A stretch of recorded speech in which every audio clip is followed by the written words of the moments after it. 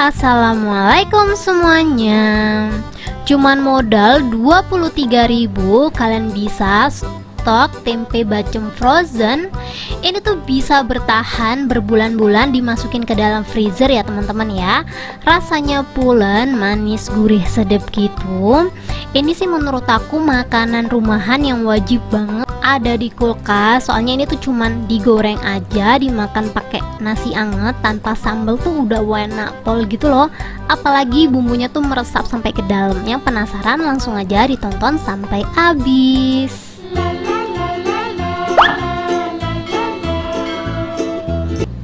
Langsung aja di langkah pertama. Di sini aku udah siapin 5 buah papan tempe. Ini kalau ditimbang kurang lebih 600 graman gitu. Satu papan itu harganya 2.000. Jadi di sini untuk tempenya aja modalnya 10.000 ya. Ini kita potong-potong sesuai selera. Aku bakalan motongnya tuh segini aja ya teman-teman ya. Kelihatannya sih ini tipis, tapi sebenarnya ini lumayan tebel gitu loh. Ini tuh potongan yang menurut aku udah pas banget ya, biar bumbunya tuh bisa ngeresap ke dalam. Jadi potongannya jangan terlalu tebel-tebel tuh, kayak gini aja cukup ya. Ini kita potong semua tempenya sampai habis. Kalau bisa pilih tempenya itu yang udah bener-bener mateng ya, biar nanti pas dimasak dia tuh nggak copot kemana-mana. Biasanya kalau kita salah beli tempe, tempenya tuh kayak belum jadi gitu loh teman-teman. Jadi kalau buat bacem itu tempenya harus bener-bener matang, maksud aku bener-bener beku kayak gini. Pokoknya kacang kedelainya tuh nggak ada yang berhamburan kemana-mana gitu loh. Kalau ada yang berhamburan pasti kalau dimasak lama dia bakalan hancur teman-teman. Ini aku udah selesai potong-potong tempenya. Kalau tempenya udah selesai dipotong, kita pinggirin dulu. Ini dia, saya bener-bener banyak banget ya teman-teman ya, Masya Allah banget deh. Untuk bumbu bacem itu simple banget teman-teman. Di sini aku udah siapin telenan. Aku bakalan potong-potong 15 siung bawang merah sama 5 siung bawang putih. Ini sebelum di blender, untuk bawang merah sama bawang putihnya aku bakalan potong-potong kayak gini dulu ya.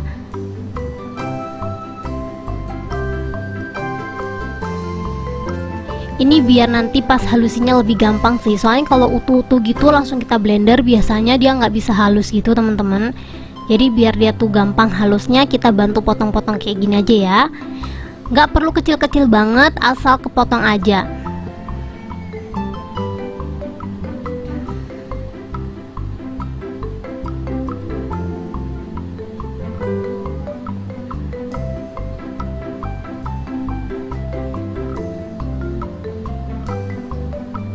Bawang putihnya sama, kita potong-potong juga. Di sini jangan banyak-banyak, yang banyak cukup bawang merahnya aja.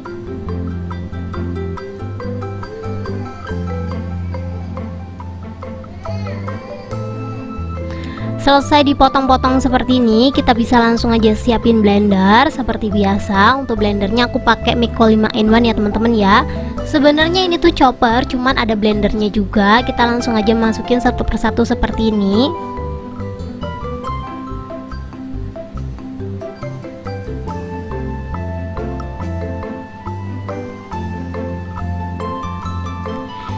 Kalau bawang merah sama bawang putihnya udah masuk, kita langsung aja tambahin ketumbar. Di sini untuk ketumbarnya aku pakai 1 sendok makan. Kalau teman-teman mau pakai ketumbar bubuk boleh ya, disesuaikan aja. Kebetulan aku belinya yang bijian, jadi aku pakai yang ada aja.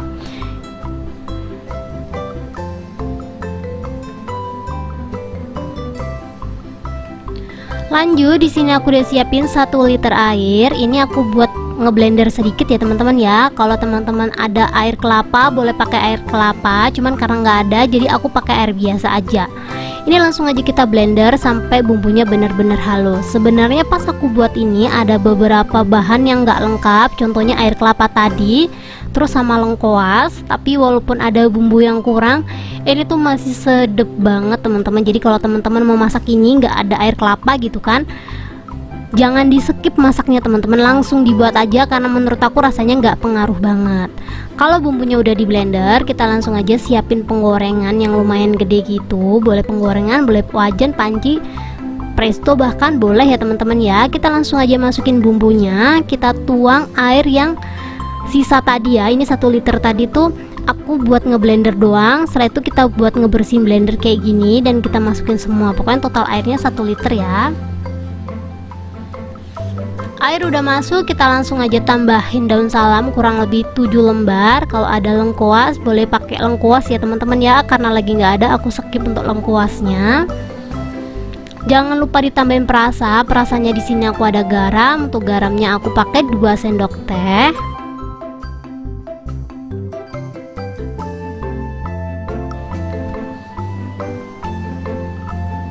Setelah garamnya masuk, aku bakalan tambahin 1 bungkus kaldu ayam. Aku pakai Royco. Kalau kalian nggak mau pakai Royco, boleh diganti kaldu yang lainnya kayak kaldu jamur atau yang gimana gitu, terserah kalian. Terus di sini aku ada 150 gram gula merah yang udah aku potong-potong ya teman-teman ya, biar dia tuh gampang larut. Jadi aku potong-potong gitu. Ini langsung aja kita masukin. Di sini aku ada kecap manis. Untuk kecap manisnya kurang lebih aku pakai 6 sendok makan. Kalau mau pakai 1 bungkus boleh ya. Cuman karena takut berlebihan gitu ya teman-teman ya. Jadi aku pakai 6 sendok makan aja.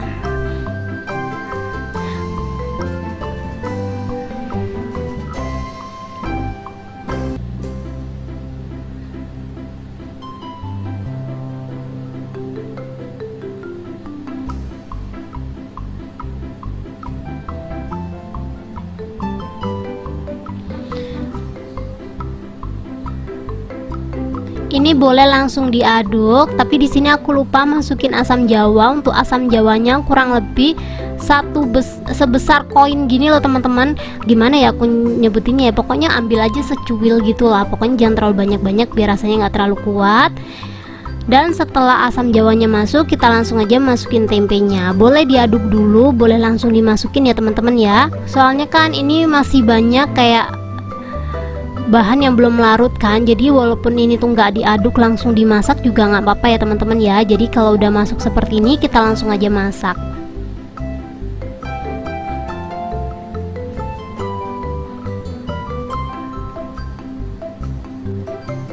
Ini langsung aja kita hidupin kompornya, kita tunggu sampai dia mendidih, baru kita aduk-aduk lagi ya teman-teman ya. Soalnya kalau belum mendidih kita aduk-aduk, gulanya juga belum larut juga kan. Jadi kita tunggu aja sampai dia mendidih.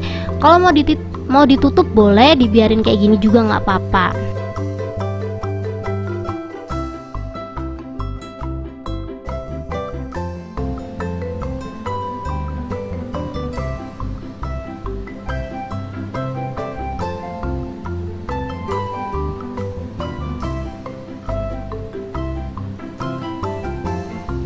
Ini kita tutup aja biar dia cepat mendidih ya. Ini udah mendidih. Kalau udah mendidih jangan lupa sesekali diaduk biar bumbunya tuh merata gitu loh teman-teman. Kayak gulanya tadi kan masih banyak yang utuh gitu ya, jadi sesekali diaduk nggak masalah sih. Ini tuh udah hampir menyusut gitu loh.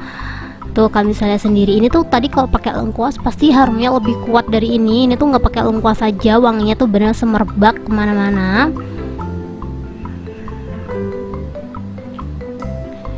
Ini masih belum ya teman-teman ya, kita tunggu beberapa saat lagi.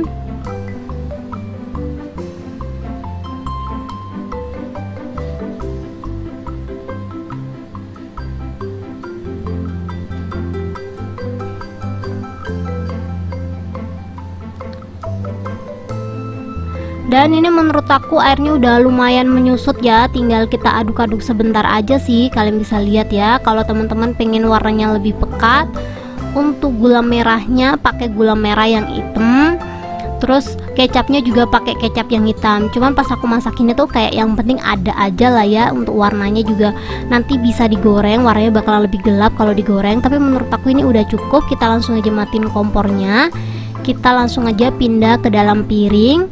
Dan sebelum dimakan boleh digoreng ataupun dibakar.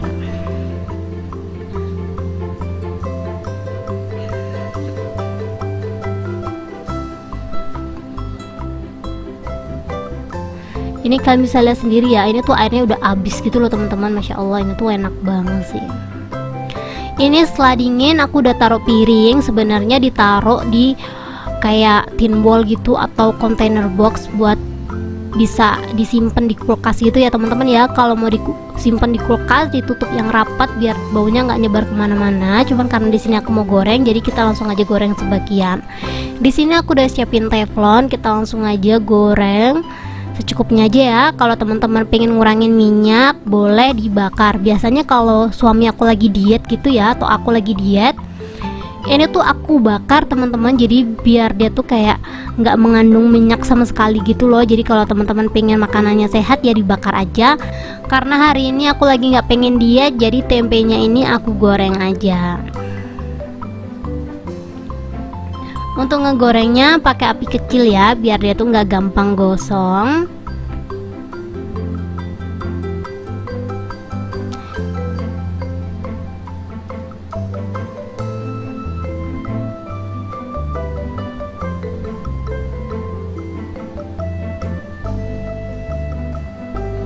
Jangan lupa masak kayak gini atau ngegoreng kayak gini tuh dibalik-balik ya, biar dia tuh matangnya merata. Sebenarnya ini udah mateng sih, aku nggak tahu kenapa harus digoreng lagi. Coba dong komen teman-teman, tempe bacem ini kenapa harus digoreng lagi, padahal ini tuh walaupun direbus aja tuh udah enak pol.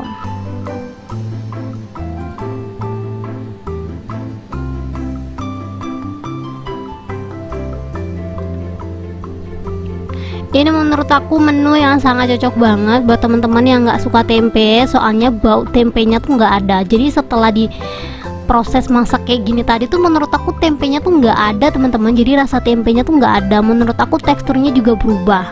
Ini kalau udah merata matangnya, kita langsung aja angkat dan tiriskan, dan kita langsung aja siap cobain.